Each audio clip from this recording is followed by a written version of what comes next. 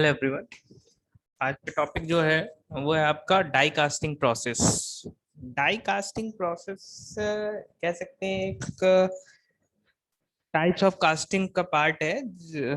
अलग अलग टाइप की कास्टिंग होती है, जिसमें मैंने आपको पहले भी बताया था। जिसमें सेंट्रीफ्यूगल कास्टिंग भी रहती है, इन्वेस्टमेंट कास्टिंग होती है, आपका सैंड कास्टिंग होती है। तो उसके वीडियोस आप अलग से कंसिडर कर सकते हैं, बट यहाँ पे हम लोग जो बात कर रहे हैं वो डाई कास्टिंग प्रोसेस की बात कर रहे हैं। तो ये बहुत इंपॉर्टेंट प्रोसेस होता है और लार्ज नंबर में हम लोग प्रोडक्ट इससे प्रोड्यूस कर सकते हैं। In that case die casting में हमारा क्या होता है, जो डाई होती है वो मेटेलिक डाई होती है। यहाँ पे इसका एक सेटअप आप लोग देख लीजिए तो और अच्छे तरीके से क्लियर हो जाएगा। डाई कास्टिंग क्यों बोल रहे हैं इसको, ये भी क्लियर हो जाएगा। देखिए, ये एक सेटअप है आपके पास, इसमें ये मेटेलिक डाई है। ये जो आप देख रहे होंगे ये डाई है, दो पार्ट में मिलके बनी हुई है। ये फिक्स पार्ट होगा और ये आपका मूवेबल पार्ट होगा। ये डाई जो कनेक्ट होती है वो आपकी एक चैम्बर से कनेक्टेड होती है। इस चैम्बर में ये आपका लिक्विड मेटल भरा हुआ है, molten form of the liquid metal. इस चैम्बर में ही आपका रैम एंड प्लंजर अरेंजमेंट लगा होता है, जो कि आपका हेल्प करता है लिक्विड को फ्लो कराने में। अब आप जरा देखिए, फिगर को ध्यान से देखिएगा तो इसमें देखिए जो डाई है वो कनेक्टेड होती है एक पाइप से, या आप कह सकते हैं एक नोजल से। जो नोजल फर्दर कनेक्टेड होता है गूज नेक से, देन आगे हम उसको कनेक्ट करते हैं जहाँ पे हमारा लिक्विड मेटल होता है। ये चैम्बर जो है वो डबल लेयर का चैम्बर होता है, जिसके चारों तरफ या तो हम थर्मल कॉइल लगा देते हैं जो टेम्परेचर इसका बनाए रखते हैं, या फिर हम एक्सटर्नल सोर्स से पावर इसको हीट प्रोवाइड कराते हैं, ताकि ये जो लिक्विड मेटल इसके अंदर भरा हुआ है वो मेल्ट ना हो। इसको और डिटेल में देखिएगा, ये इसके पार्ट्स आपको क्लियरली नजर आ जाएंगे। देखिए, पार्ट्स में आपने देखा होगा ये एक आपका चैम्बर हो गया, चैम्बर में ये लिक्विड येलो कलर से जो दिख रहा है दैट इज लिक्विड मेटल। ये आपका प्लंजर हो गया, ये ब्लैक कलर में जो आपको दिख रहा है दैट इज गूजनेक। इससे फर्दर हम आगे मूव करेंगे तो यहाँ पे ये आपका नोजल है, नोजल से ही आपका ये डाई कैविटी है, जो कैविटी आपकी बन रही है। इस फिगर में आपने देखा होगा ये कैविटी है हमारे पास। तो ये जो कैविटी है ये हमने पहले पैटर्न से हेल्प से कैविटी जनरेट की, देन उसमें मोल्टन मेटल को हम मूव करा रहे हैं। तो यहाँ पे हमारा ये देखो, ये इजेक्टर पिन लगी हुई है। क्या है इजेक्टर पिन? ये हेल्प करती है इस जो डाई है इसका ये वाला पार्ट रिमूव करने के लिए। जैसे ही ये पार्ट को रिमूव करेंगे, यहाँ से मेटल को हम बाहर जो हमारा मेटल सॉलिड हुआ है वो हमारा बाहर निकाल सकते हैं विदाउट एनी ब्रिकेज। एक्चुअली जो कास्टिंग में प्रीवियस मेथड होते हैं उनमें होता क्या है कि हमारा जब प्रोडक्ट फाइनली सॉलिडिफाई होता है तो हम जो हमारा चैम्बर होता है या फिर कोप एंड ड्रैग बॉक्स होता है उसको हमें ब्रेक करना पड़ता है, तब जाके हमारा प्रोडक्ट बाहर निकलता है।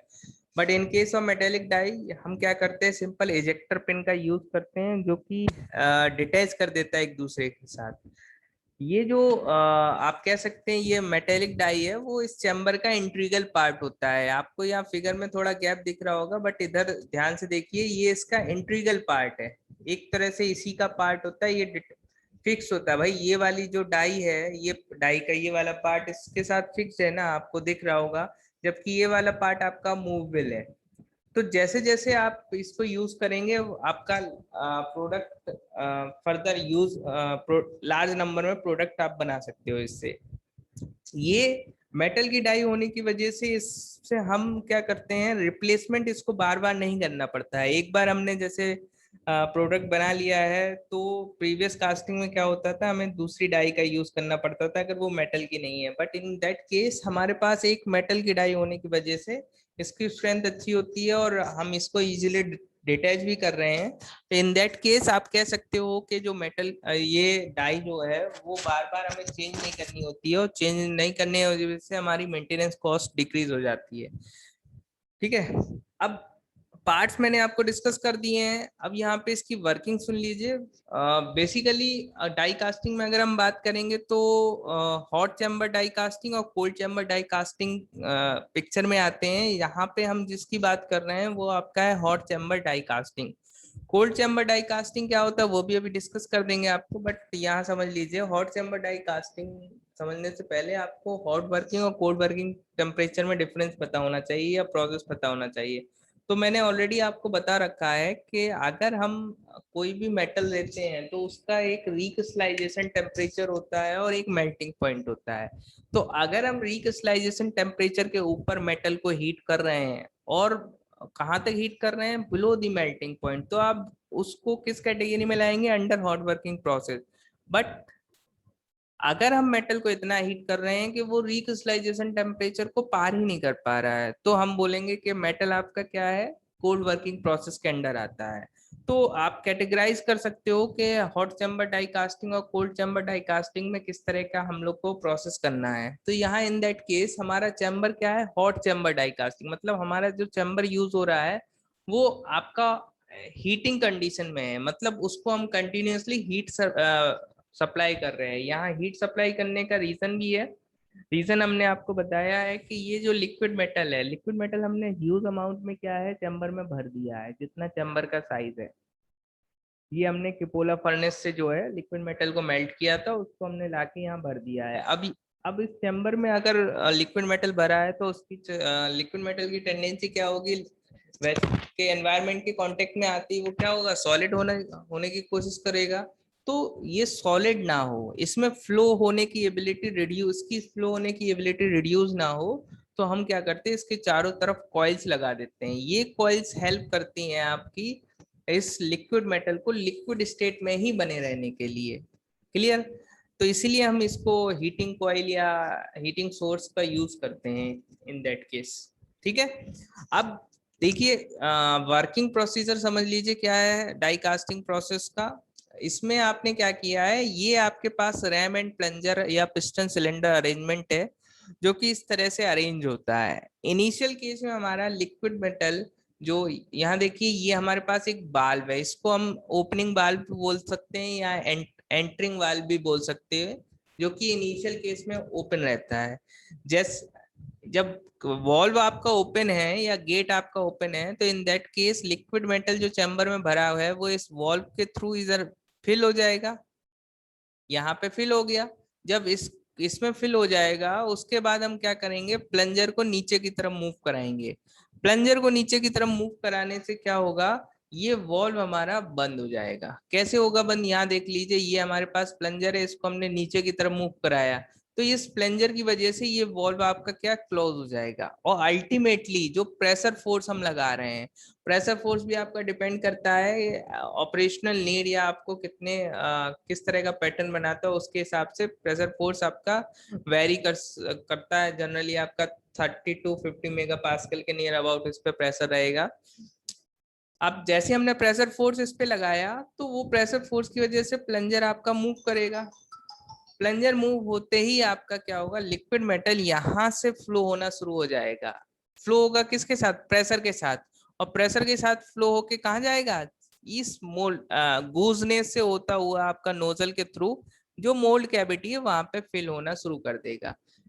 जब ये जैसे इस प्रेशर फोर्स, जितना हमने प्रेशर फोर्स लगाया है वो प्रेशर फोर्स कंटिन्यूअसली हम इस कंटिन्यूअस मतलब एक फिक्स पोजीशन पे लाके, सपोज हमने यहाँ से इसको नीचे की तरफ पुश किया, पुश करने के बाद एक सर्टेन लिमिट तक ही ये मूव कर सकता है ना, तो उस लिमिट पे एक पर्टिकुलर टाइम पीरियड तक हम उसको रोक के रहेंगे उस प्रेशर फोर्स पे प्लंजर को, ताकि हमारा लिक्विड मेटल इसमें कंप्लीटली फिल हो कर सके इस कैविटी को। जब कैविटी हमारी कंप्लीटली फिल हो जाएगी तो at the after some time इसको हम रिलीज, प्रेशर को रिलीज कर देंगे और ये प्लंजर को अगेन अपनी ओरिजिनल पोजीशन पे वापस कर देंगे। तो जो लिक्विड इस पाइप में रह जाएगा वो अगेन यहाँ आ जाएगा और जो चैम्बर के अंदर लिक्विड है वो इसमें अगेन फिल होना शुरू हो जाएगा। अगेन हम इसको प्रेस करेंगे, यही प्रोसेस कंटिन्यू होगा। हम अगेन एंड अगेन ये प्रोसेस करते रहेंगे जब तक कि चैम्बर में हमारे पास लिक्विड मेटल है। तो यहाँ पे देखियो लिक्विड मेटल जितना भी चैम्बर में है वो पूरा आपका कंज्यूम हो जाता है और आपका ये प्रोसेस फास्ट होता है। आपने प्रेस किया, यहाँ पे लिक्विड मेटल भर दिया, डिटैच किया इसको, आपने पैटर्न बन, आपका प्रोडक्ट बन के तैयार है। अगेन इसको पुश पिन से अटैच किया मेटेलिक डाई को, अगेन प्रेस किया, लिक्विड मेटल मोल्ड कैविटी में भर दिया। भाई मेटेलिक डाई जो है वो आपकी दो पार्ट से मिलकर बनी है, तो ये फिक्स पार्ट तो फिक्स ही रहेगा ना। इंटीग्रल पार्ट होता है किसका, चैम्बर का, तो ये इंटीग्रल पार्ट आपका इसके साथ फिक्स्ड है। डिटेचेबल पार्ट आराम से रिमूव कर सकते हैं हम, तो हमारा कैविटी जो प्रोडक्ट बनेगा वो इजीली रिमूव कर लेंगे, और फाइनल प्रोडक्ट जो सरफेस फिनिश अगर रिक्वायर्ड होगी तो हम सरफेस फिनिश करके डिजायर्ड फॉर्म में उसको सेल कर देंगे मार्केट में। That is the die casting process. I think clear होगा, वर्किंग प्रोसीजर समझ में आ गया। ठीक है, तो इसको एक बार और मैं रिपीट कर देता हूँ। मैंने क्या किया है, लिक्विड मेटल को चैम्बर में भर दिया, चैम्बर में भरने के बाद इसको अगेन हमने ऐसा सेटअप लगाया है जो कि डाई कैविटी से आपका कनेक्टेड होता है। उसके बाद हमने प्लंजर को मूव कराया, तो इनिशियल केस में तो बाल्ब ओपन रहता है, तो लिक्विड मेटल यहाँ भरा रहता है। फिर प्रेशराइज करने पे ये जो लिक्विड मेटल है वो आपका ये प्लंजर के हेल्प से ये वॉल्व को क्लोज कर देगा, और लिक्विड मेटल पे जो प्रेशर होगा उसकी वजह से लिक्विड मेटल गूज नेक होते हुए मोल्ड कैविटी में फिल होने लगेगा।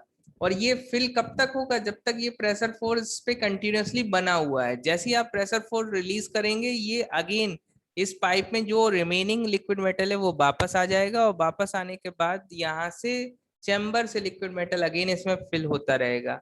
जो पार्ट लिक्विड मेटल जिस कैविटी में फिल किया है उस कैविटी में वो सॉलिडिफाई हो जाएगा, और आपका डिजायर्ड प्रोडक्ट बन के तैयार हो जाएगा, जिसको इजेक्टर पिन की हेल्प से हम बाहर निकाल देंगे।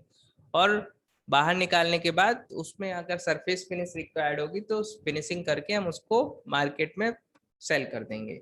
This is the hot chamber die casting process. बहुत इजी प्रोसेस होता है और फास्ट प्रोसेस होता है, इसीलिए इंडस्ट्री में इसको प्रेफर किया जाता है और लार्ज नंबर में ये प्रोडक्ट को प्रोड्यूस कर सकता है।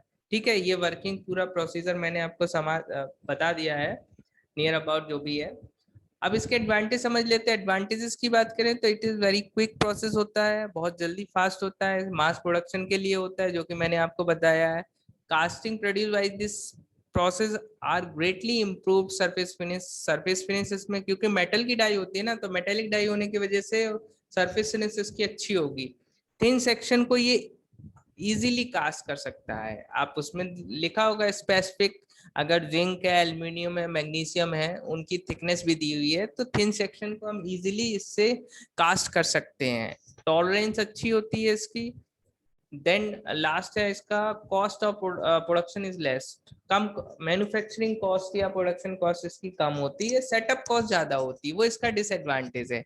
कॉस्ट ऑफ डाई हाई होती है, मेटल की डाई है तो कॉस्ट उसकी ज्यादा होगी, इनिशियल सेटअप कॉस्ट हाई होगी। इसका मतलब ओनली थिन सेक्शन प्रोड्यूस कर सकते हैं। आप फिगर में देखिए, आपका जो मेटेलिक जो कैविटी बन रही है वो थिन सेक्शन के लिए ही है। आप थिक सोचेंगे थिक प्रोडक्ट आपको प्रोड्यूस करना है तो ये उसके लिए फिजिबल नहीं है। स्किल ऑपरेटर के लिए रिक्वायर्ड होगी इसके लिए। ठीक है, तो इस तरह से हम कह सकते हैं कि जो इसमें एक डिसएडवांटेज और क्या है, unless special precaution are adopted for evolution of air from the die cavity, some air is always entrapped in casting causing porosity। भाई हमने इसमें कोई प्रिकॉशन तो लिया नहीं है, यहाँ पे कोई हमारा प्रिकॉशन तो है नहीं है, तो कुछ ना कुछ कैविटी इसमें एयर बबल्स रह जाते हैं, जिसकी वजह से कभी कभी हमको प्रोडक्ट डिफेक्ट, पोरोसिटी डिफेक्ट देखने को मिलता है। तो अगर हम प्रोटेक्शन यूज करें इसका, कुछ एनवलप वगैरह यूज करें, तो इन दैट केस हमारी वो डिफेक्ट में हम दूर कर सकते हैं। तो ये आपका डाई कास्टिंग प्रोसेस के बारे में पूरा डिटेल में था। Thank you everyone.